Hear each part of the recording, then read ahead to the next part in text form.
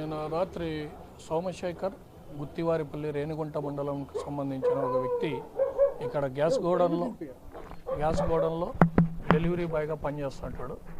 అతను ఇక్కడ జీవకోణంలో ఉన్న సాంబలక్ష్మి అనే ఆవిడతో పరిచయం పెంచుకొని వాళ్ళిద్దరి మధ్య సాన్నిధ్యానికి కారణమవుతుంది.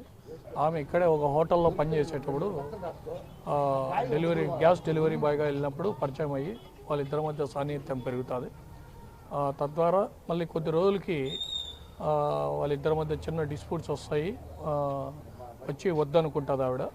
వద్దనుకున్నా కానీ మళ్ళీ అతను ఇబ్బంది పెడతానంటే పోలీసులకు కూడా సమాచారం ఇస్తుంది. అలిపిరి పోలీసులకి ఇస్తే వాళ్ళు ఇద్దరిని సర్ది చెప్పి కౌన్సిలింగ్ చేసి ప్రాపర్గా ఒకసారి ఓరుకోరు తారసపడకుండా చేయడం జరుగుతుంది. అయితే మళ్ళీ నిన్న ఉదయం 10 గంటలకి ఆవిడ రాస్ బిల్డింగ్ రాస్ సంఘం యొక్క డబ్బులు కట్టడానికి లోన్ కట్టడానికి అని చెప్పి నిన్న 10 గంటలకి ఇంటి నుంచి బయటకు వచ్చేస్తుంది. అప్పటి నుంచి మళ్ళీ కనపడదు.